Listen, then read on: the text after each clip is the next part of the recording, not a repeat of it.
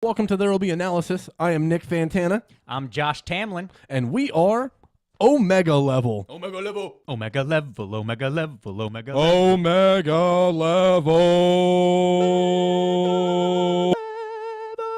This week on There Will Be Analysis, we are going to break down, discuss, and talk about my favorite movie of all time, The Fountain. It is a fact that it is the greatest film ever made. It is not up for discussion. I like movies. It's a fact.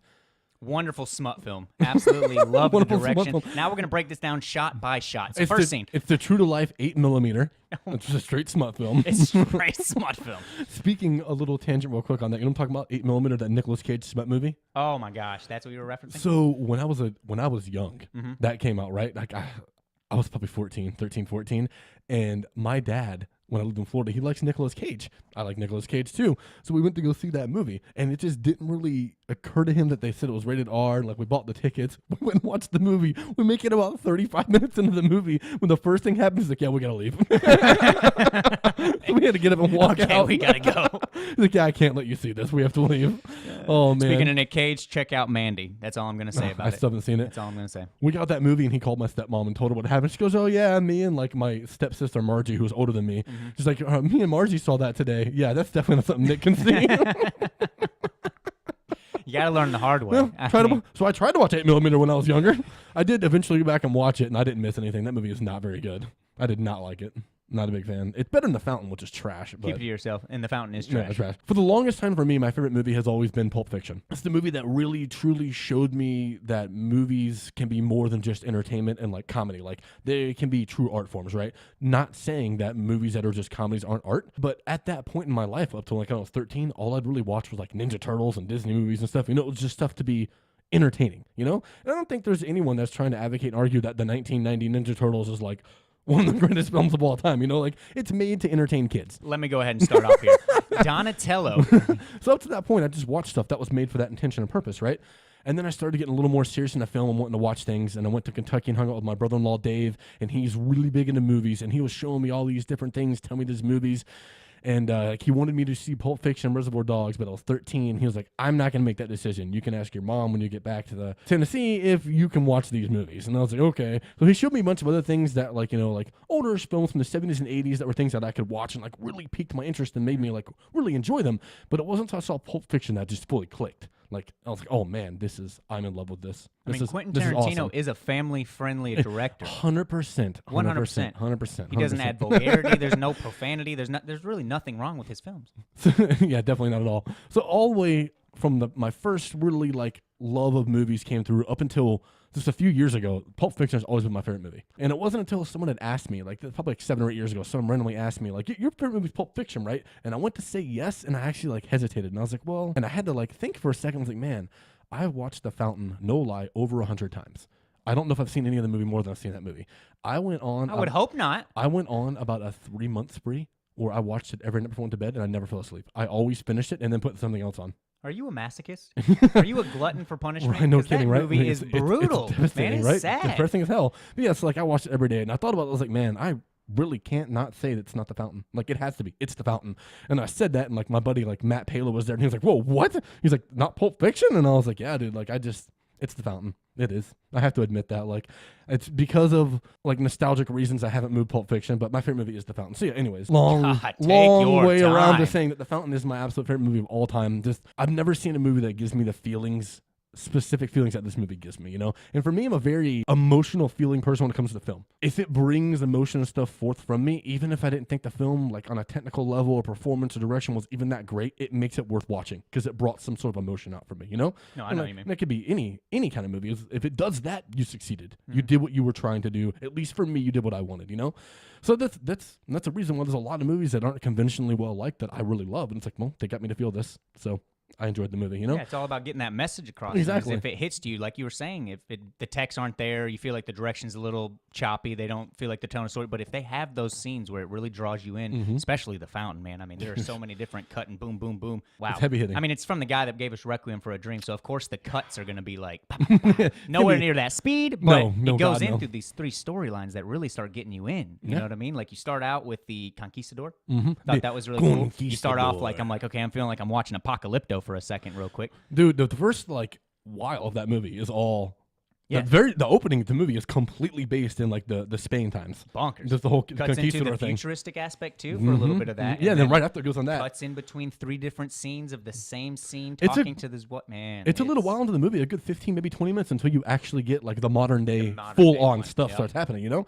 You get a couple of glimpses. I think you get the glimpse of her like the red dress running it, the glimpse of him turning and looking at her like as the queen with what's the up? Yes. Yeah, like in the future stuff when he's in like the bubble with the tree.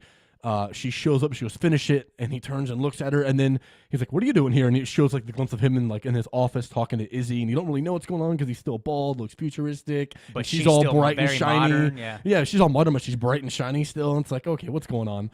Like I love the opening for the film, and it definitely leaves you like, you have no idea what's going on. Absolutely. You have no clue what's happening in this damn movie. Like, okay, there's stuff happening. What's going on? Why is Hugh Jackman in 3 different eras? Like, what's going on here? I love that about the movie. And like that's one huge criticism that film has had for a long time is that it's really, really hard to understand. And once you get to the point about halfway through the movie, for most people, or for a lot that I've talked to anyways, when you get to about halfway through the movie that you start really understanding what's going on, then it just starts throwing you through even more loops in the last like 15 minutes of the movie. You're like, all right, I don't even know if I understood this anymore because I don't know what's happening now. And that's some of the feelings I was having. You'd have like, okay, I think I'm getting what I believe this to be about, but then it adds another dynamic. And I'm like, well, maybe it has that intertwined with it. Yeah. But then by the end of it, I have a completely different idea of like, well, maybe this is actually the overall message for it. And that really that's a testament for his directing ability. Yeah, What he's able Aronofsky's to a pin a genius. screenplay like that. You know, it adds those 3 storylines, and you're like, okay, but it could be this. But it could be this. Well, I think it's this. And that's really awesome that they were able to do that. I mean, it's Darren Aronofsky. This dude wrote the film Mother, which I think is one of the most thematically deep films ever written. He wrote the treatment for the screenplay in like 2 weeks in like a fever For pitch. Mother? In like a fever pitch. Wrote it in like a week or 2. Like, oh, I gotta get this out. Wow. Like just like the original treatment. Then he had to go through and like, you know, actually make a screenplay and fully flesh it out. But yeah, that's insane. He wrote the whole basis for it in like a week or 2. He's like, I just gotta get this out of my head. Mother is what made me Thematically, liked him. one of the most deep films I've ever seen is Mother. And this is up there too. I think The Fountain is up I there. absolutely love Mother. We'll get to that. I'm sure we're going to do an episode about Mother. I mean, we at got one to. point. We got to. But yeah, the Fountain, man, is just, it's another thing that Aronofsky does. It can mean so many different things to different people, right? That Mother does as well. So does Black Swan. So does, I mean, even the ending for The Wrestler means different things to different people. Pi means different things for different people. Noah, people got different stuff from Noah. People get different stuff from Requiem, even though that's a lot more of a straightforward thing. But that was also based on a novel. So it wasn't he was adapting it from something else. It wasn't an original. There's not much you could really branch off like his original, like The Fountain, dude. Exactly. I mean, he can make something and have like a theme in mind of what he wants this to be and what he wants to like convey to the audience and be about. And then people can do different things. And he's not the only director that does that. A lot of great directors do that. And to me, that's the mark of a visionary. That's the mark of an excellent director, when you can convey what you want and audience still get that, but also take what they see from it. You know what I mean? It's kind of like what we were saying in the last episode. When you watch a movie, when you experience and take in any kind of art, you always take in your own self from it. You know what I mean? Like, you're seeing a part of yourself in it, and you always take that from it. Personally, I could definitely see that people watching this movie and not liking it because they're taking something that they don't like from it. You know what I mean? I think the same thing with Mother. They see something they don't like in it. And I think it's a lot of that's introspection, reflection, even if you don't realize it. You know what I mean? The Fountain deals so heavily with death. And that's a very uncomfortable subject. And it deals heavily with death of like a loved one. Not even a loved one, like your loved one. Yes. Like your wife. Like the one seminal person in your life, your significant other. You know what I mean? On that one, you have one person accepting death. On the other one is like, exactly, can't deal it, can't grasp of letting go. And that's got to be even worse, man, to like watch someone you love die and them come to terms with it, and you can't. It's like, no, don't. Like, I'm not afraid anymore. To Jackman's character, to Tom, she was giving up. But to Izzy, she was accepting the inevitable. Like, there's no way. And she wants to be okay with it to try to make Tom okay with it. So that when she passes on, Tom's not going to be just completely devastated, you know what I mean? Which is what happens. Like, he can never fully accept it. Even breaks down to the point where he tells his boss or whatever that death is the disease and there's a cure and I will find it. Like, man, that's heavy. That gives me goosebumps. Like, that's hard. Like, that's how he sees life. Like, his wife gets taken from him and there's no acceptance. It's just, this is a disease and I have to stop other people from feeling this. I have to stop this. I have to stop it. And the whole future aspect, for me, what I get from that is, like, obviously none of that's, I don't think any of that's happening. It's his head. It's in his mind. It's his psyche trying to come to terms and deal with life after his wife, right? Because in that time, when he's in the future or whatever, he keeps having the glimpses of his wife saying, finish it, which is about the novel. And he keeps thinking about the one biggest regret he has is in her final days, she wants him to take a walk through the snow with him and he doesn't do it because he's trying to find a cure for cancer. So he But lets they her go off always by walk herself. together every first snow. Exactly. First drop of snow. And he's too caught up in trying to save her that he's missing her last days. And even his boss, I believe that was her, Yeah, his it's boss, like, and that was wants him, saying like, to that go. you need to be there You for need her. to It's be not with Izzy. about trying Yeah. this is the most important time that you need to spend with your wife that is dying. And it's telling that those are the two things that the future always comes back to. Is that one moment, because it's his biggest regret, it haunts him. That Yes. he didn't spend, and it's not even that one moment, but that moment is the theme of his biggest regret, is that it haunts him that he didn't spend as much time as he could have with her before she died. Because he was too wrapped up in something else. True, he was too wrapped up in trying to save her. He's trying to develop a cure for cancer to save his wife. Like, I get it's a noble cause, but you're missing her last days. So when she's gone, you don't have that anymore. She's gone. There was too much ASMR in this movie, though. There's too much whispering, too much mouth. Way too much. Way too much. Yeah, so he missed on that, and he regrets that, and it haunts him. And then the other one is her trying to tell him to finish the book. And to finish it is him coming to terms with death. She died. I'm going to die. We all die. I have to accept that. And I think Izzy knew that him having to write that is the only conclusion he could have come to. It's a way to push through his Exactly. grief, too. Like she dealing left with that grief for and him dealing so with he that. could deal with Yes. his grief through the book, Well, which when is he awesome. finishes the book, he's like, it ends on the death. The last It's word, like, death. Yeah, he's like, And he's got the next chapter. He is broken. I'm gonna when die. He reads that, just drops it, smashes glass. Like, dude, also probably the best acted scene in that. I don't know. I mean, there's a when lot Jackman of good breaks when down Jack after breaks he down, man, when tattoos he the ring. Tattoos the Oh ring. man, it kills me. Oh man, Woo! does That one and when Izzy dies are the two best performance scenes in that film to me. like when she When she dies and he's trying to, doing that. dude, Yes, that's dude. brutal, bro. It Almost kills killing me. a doctor. Like, okay, let him do his thing. He's like, all right, bro, we're just gonna let you. Also, something we didn't mention: this movie is also about apes. He's This is the operating prequel to Rise. Prequel to Rise. Yeah, it is. Yeah. I laughed pretty hard. I mean, I shouldn't laugh. There is yeah, no it's comedy in because this movie. we were just doing. Yeah, we were Planet of just the talking Apes, about like, Dawn. This and movie then, has like, apes in it. I didn't even make that correlation. Yeah, So the it's- next movie has to have monkeys in it and somewhere. some sort of something with yeah, apes. some way. Yes, you're dealing with sadness for majority of this film. The mo- You're thinking the whole time film like should he's have going been to do called it. Sadness. I mean, straight the sadness, Depression. depression in a bottle. Are you ready to be upset? But going into that and having to deal with like. He won't accept his wife's death. He will find a cure, but he's wasting the time, like his doctor said, like we've talked about just not too long ago. I mean, you've been listening this whole time. So I hope you're still listening. Thanks, Jeff. Performances were absolutely great. Rachel was absolutely wonderful. She kills. You know, during this period of time, her and Darren Aronofsky were together. Really? They were an item for a long, long time. So Aaron. Does he just date all the people he's with? I mean, J-Lo? And I then mean, J-Lo what's after. going on? So Darren Aronofsky wrote this film like a long time before he had it made, and he originally had a budget and had it cast, and it was gonna be Brad Pitt and it was gonna be Kate Blanchett. Yeah, those were the Down. those were the roles, son. Katie Blanchett? Yeah, Katie B's. Those were that was gonna be Tom and Izzy, and the film was a bit different. Originally, he had a much bigger budget too to make this movie. He had like a $90 million budget or some crap like that, or 70. It was insane to make The Fountain. Like, come on now, you don't need that big of a budget. But it was, I'm assuming, gonna be a lot more of a spectacle, probably longer. And it ended up falling apart. Him and Pitt had a bunch of like creative differences, everything. So Brad Pitt left the film to do something else. Like the project got shelved, he couldn't do it. So and I don't have this, and I can't believe I don't have it. I need to get it when I'm about to talk about. He got with an artist and made a graphic novel called The Fountain. And then he went back in and rewrote The Fountain to make it a smaller scale budget film, and then he got refinanced to make it for $35 million. Wow. Yeah. That's So it's just that way is a less, big drop in literally the budget, yeah. less than like half the money he Yeah. got. And he had to recast, so he cast Hugh Jackman, and he wasn't going to cast Rachel in the film at all. Rachel Wise or Vise, he wasn't going to cast her, but Hugh Jackman recommended. He was like, "You should cast her." So upon his recommendation, he casted her. He's like, I didn't want to be like biased, you know, because she's my girlfriend or fiance, whatever she was so at they the time. were dating And I think they before have they kids got together too. Like they were together for a long time. They just weren't married. And I think they have a kid together. They may not. Wow. I know she has kids now, but they're with Daniel Craig, and I don't remember if she had any with Aronofsky before that. But regardless, James Bond? yeah, Nice. her and Aronofsky were together for like a decade or something. It was a long time. So like he's like, I didn't want to be biased and like cast my girlfriend in the role, you know. But it's like your girlfriend's Rachel Weisz, bro. She's one of the best actresses great on the actress, planet. yeah, she can do it, son. Literally. So upon Hugh Jackman's recommendation, he cast her, and it was absolutely the right call because she's phenomenal. She crushes the role. Jackman crushes the role. Like there's really not much to talk about performance-wise other than those two. Going back to her performance, like she's dealing with this terminal illness, but yet she's so calm the entire film because we've mentioned that before. acceptance. She's okay with that, getting into the Mayan religion and stuff Dude, like that, yes. saying that they have this nebula with that they believe Zabalba. is the afterlife. What was it? Zabalba. Zabalba? I thought that was the explosion that caused afterwards. Zabalba is that's the called nebula? a nebula. That's a nebula. Zabalba is the nebula. Okay, so it's a dying star. That's their afterlife. Yeah. This dying star. Such a cool idea. And in really the future, that's where he's going. and that's He's where traveling going. up to That's where he's Zabalba at, with the tree with of the tree life. of life.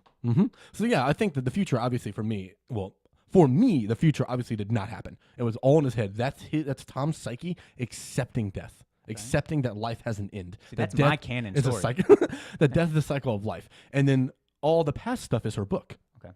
That's the fountain. That's Of the course, book that's she's the book writing, reading right? You know what I mean? or writing Yeah. for him. And obviously, present day is what's actually happening in the film. And I know that's a major point that people don't either like or that confuses them is the three storylines. They don't like, a lot of times people don't feel like it's very well mapped out what's going on. They think it's three actual storylines happening, and how are they connected? What's the correlation here? Yeah, right? That's what looking into it too deep. See, when I first watched the film, like I completely understood that. I was like, oh, the past stuff is her book, the future is his mind, trying to understand what's going on, and the present's what's happening.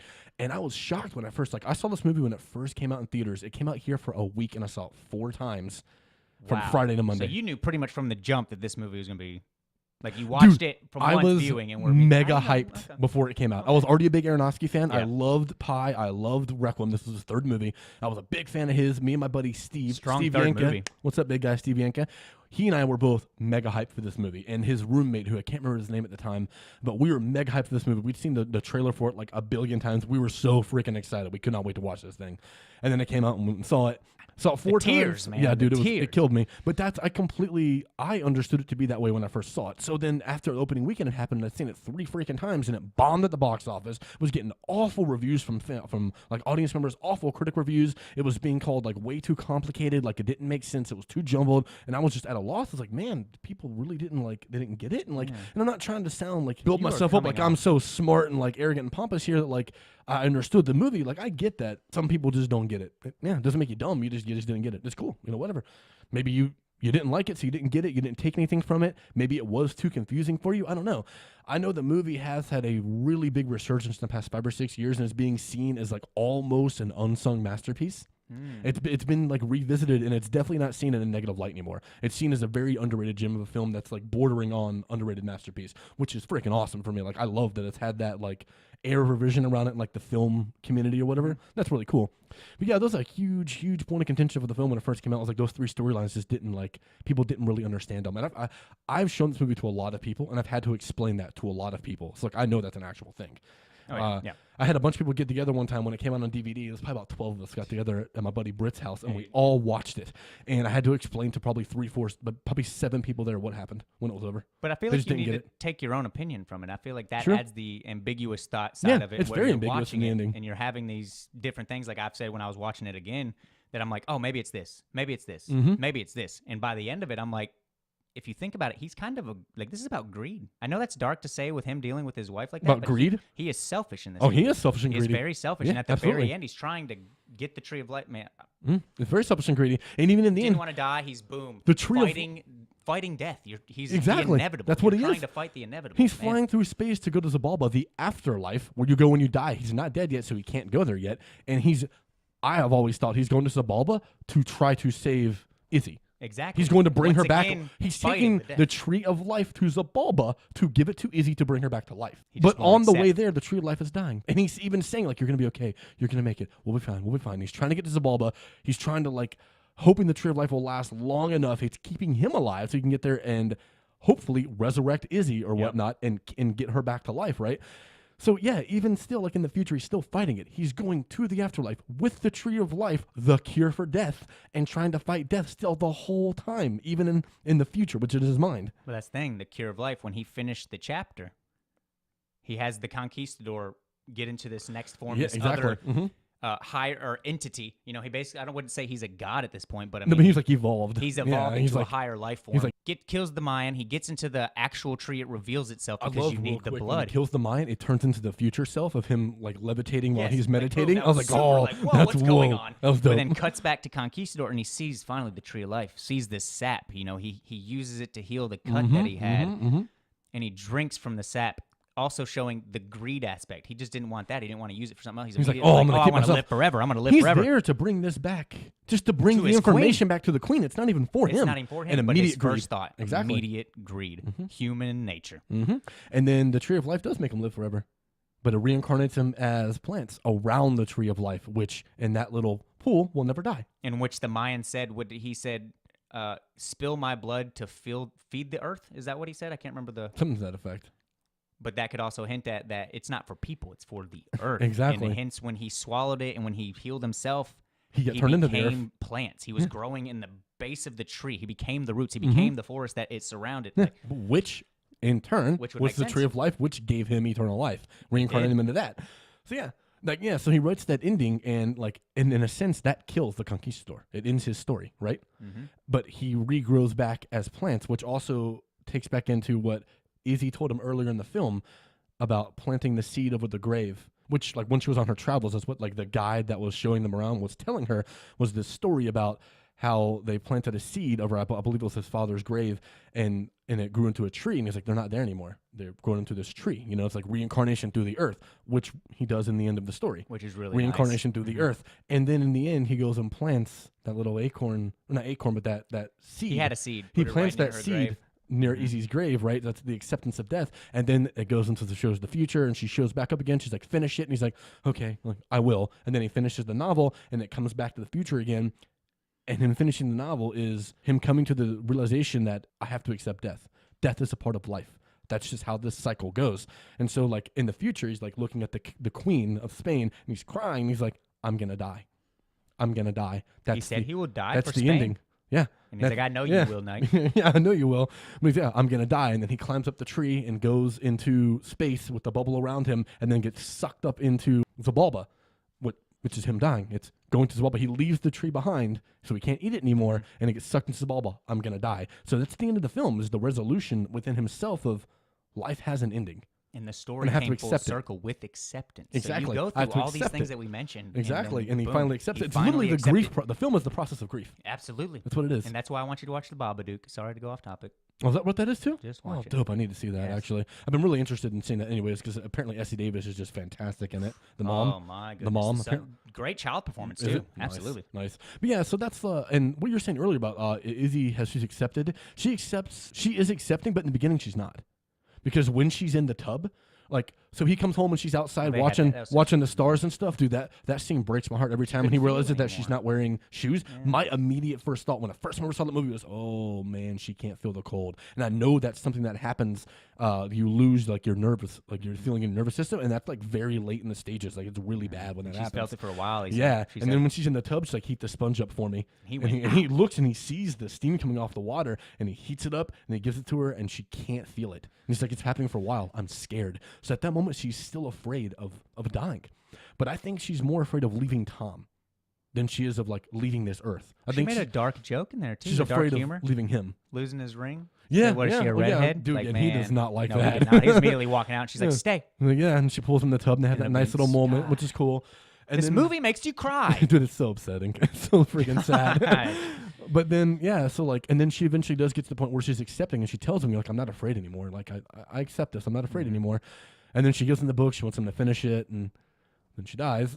But she dies after she's already accepted it, and leaving the book for him to have to write is her way of knowing that it's going to help him get to acceptance, right? It's That's the only way also he can move on. something that she leaves behind for him that's it's like not never ending, but it's everlasting because it's something she wrote. So he's got like a creative part of her left behind that he can always revisit. Sure, he has pictures and memories and stuff, but these are her words. In her And her then dying words, in a way. exactly. You know, it's the last things that she was And then involved he in. finishes it for her. Mhm. Again, complimenting. It's a "You'll know." it's a married couple complimenting each other, right? So when you enter in a marriage, you're entering into like a union. You know what I mean? Like an agreement. These two people compliment each other, and she leaves behind unfinished work for him to finish to compliment. That's so beautiful. Yeah, absolutely. So was. beautiful. I love it. Absolutely was. Yeah, that is absolutely my favorite film of all time. Like I can't get enough of it. I've seen it legitimately over 100 times. It's the only movie I've seen that much. It's unreal. And it's trash. And it is garbage. An easy 0 out of 10. It's no Dawn. It is definitely no Dawn. Omega Level is proudly sponsored by Ink or Die Studios, a unique combination of a tattoo parlor and hair salon. Located at 270 North Dakota Street by Flanagan's, Ink or Die Studios employs the best artists and stylists around. Boasting a friendly atmosphere, helpful, talented, and incredibly creative staff, Ink or Die Studios is the only tattoo shop and hair salon you'll ever need. Stop in, call, or contact them through their social media accounts today to set up an appointment. Make sure you like, comment, and subscribe. Make sure you let us know down in the comments what you think of the movie. Oh, and real quick before we wrap it up, did you know that all the special, well, not all, but like most of the special effects in the movie aren't special effects? Really? Yeah, it's microscope, like it's looking through a microscope at like pieces of like bread and stuff like that. Aronofsky did it so it would be timeless. Okay, that's genius. Yeah, Thinking it's about freaking that awesome. being made in 2006, coming back to now and not seeing that age. Exactly, yeah, that's pretty awesome. Yeah, hit up all of our social medias. They're linked down below. Comment down below. Let us know what you thought about the movie. Do you have any suggestions for stuff that we should analyze in the future? Yeah, just let me know what you thought about the science fiction version of All About Eve, the greatest film ever made, 20 times better than Dawn of the Planet of the Apes, a.k.a. The Fountain. 20 out of Let 10. us know. Let us know. It's 100 out of 10. You're fat. No one likes you. I like you. Nope. Okay.